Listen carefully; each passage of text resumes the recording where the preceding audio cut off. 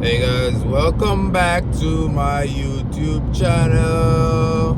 If you're here for the first time, my name is Ajay. Some people call me Coach, because sometimes I coach and sometimes I don't. Yeah, it's whatever. Well, I'm always coaching. Always. Even when I'm driving. Like right now, I'm about to coach you. Ha! Anyways, appreciate you checking this out. If you haven't yet, please subscribe, turn on the notification bell so you see when I drop my videos. Please like at the end if you like it, or if anything in it speaks out to you.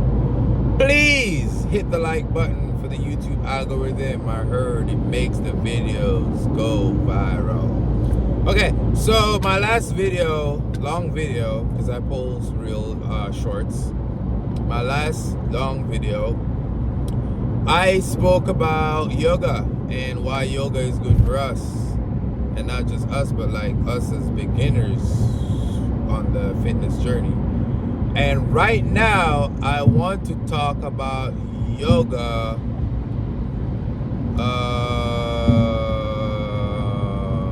I forgot what I wanted to talk about yoga. Dang it.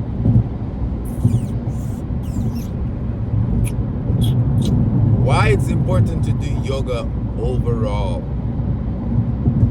Yeah. So, I've had a friend of mine, and not just that friend, but other friends. But I'm gonna mention this friend of mine. Her name is Jessica. And there was a point that she had a little bit of pain going on, maybe knee pain or whatever. And she thought she could not train because, she feel like she's injured. Okay? So, because she feel like she can't, lift weights or whatever, she feel like she can't train. She's not the first. I've had many other encounters before her years ago that feel like, because they can't squat or because they can't do, because they have a knee injury or a lower back little weird pain, they feel like they can't do anything because I don't know. I guess it's because of what doctors used to say. If you're injured, then you should rest, bed rest, and all that crap, which I don't believe in. I believe in you moving. Now, how you move and what you move with, that's a different story. But when it comes to injury or injuries, yes, resting. Oh my gosh, I should be. Resting is important. I had to do that. I wasn't gonna go all the way around. I'm sorry, and I did not create any problems. I put my indicator on and I merged safely. Anywho, and no, it's not because I'm making this video. I'm focused on the road. I just never normally take this turn to go where I'm trying to go right now, and so it caught me off guard because the GPS wanted me to go this way. Whatever. But anyways, I'm saying whenever you get an injury, that does not mean like your weight loss or muscle gain journey needs to be stalled. It does not mean that. It absolutely does not. Because training can be done in multiple ways. And when you're training, you're not always training to gain muscle. You're also training to keep your muscle functional and healthy. And not all the time weight training is the solution to help you get to your goals. So yoga, which is stretching, which is relaxation, which is therapy, you need it. It's a part of recovery. You go to the gym, you work out, you go sleep, recovery. Yoga is like sleeping away, except it's a little bit more strenuous. But it's like sleep, it's resting. So yoga is vitally important to an all-round functional development. Whether you're an athlete or you're my grandma or you're pregnant, it does not matter. How you go about doing it, that's what matters when you're trying to compare a pregnant person to an athlete to a grandmama. Okay? So don't get it twisted. Not because you were injured for a month doesn't mean your 6 months of previous effort is gone to the dogs. No, it's not gone to the dogs. And I hate having to always explain this to people.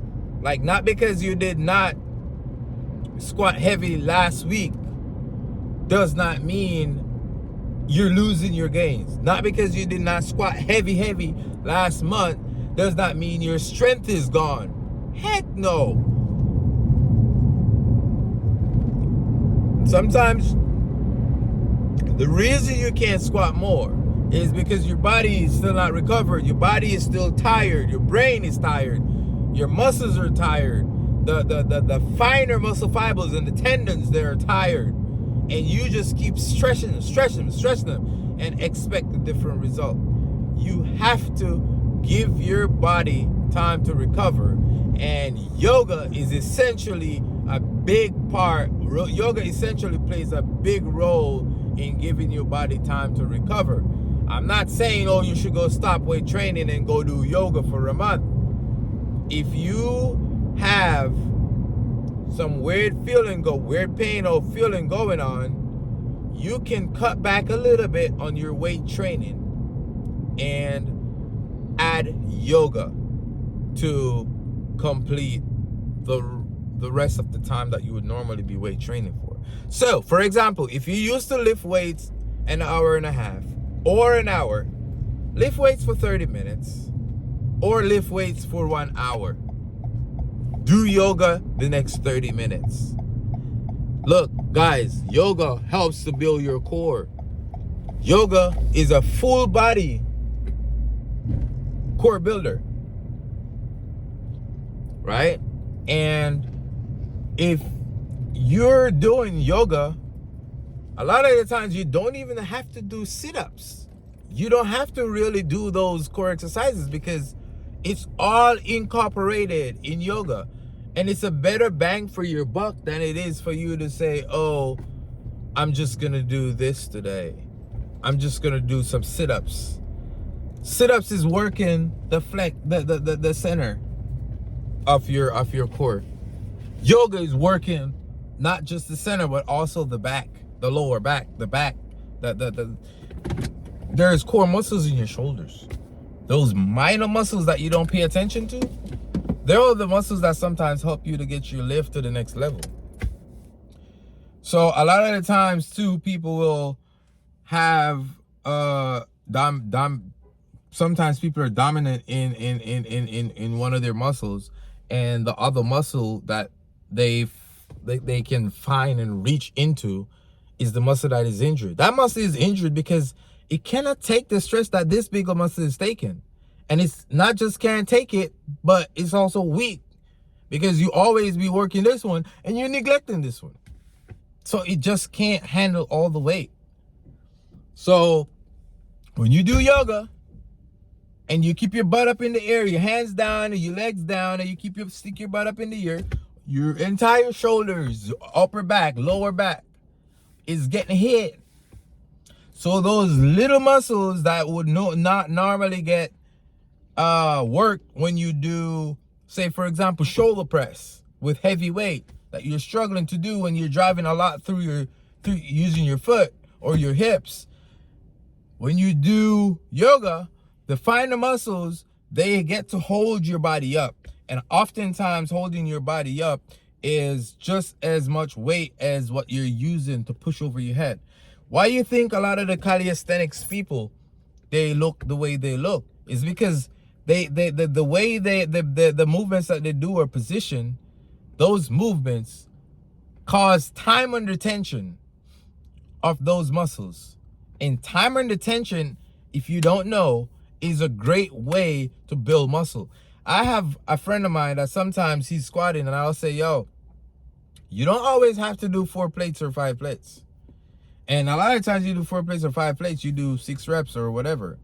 And 5 plates, you probably do 1. I can do the same, I can squat with 225 pounds for the whole time you're squatting with increasing your weight and going heavy. I can use 225 pounds and get a way better workout, a way more effective workout than you get when you keep increasing the weight. I can. And that's because I utilize time under tension at different points in my workout. Time under tension is so great.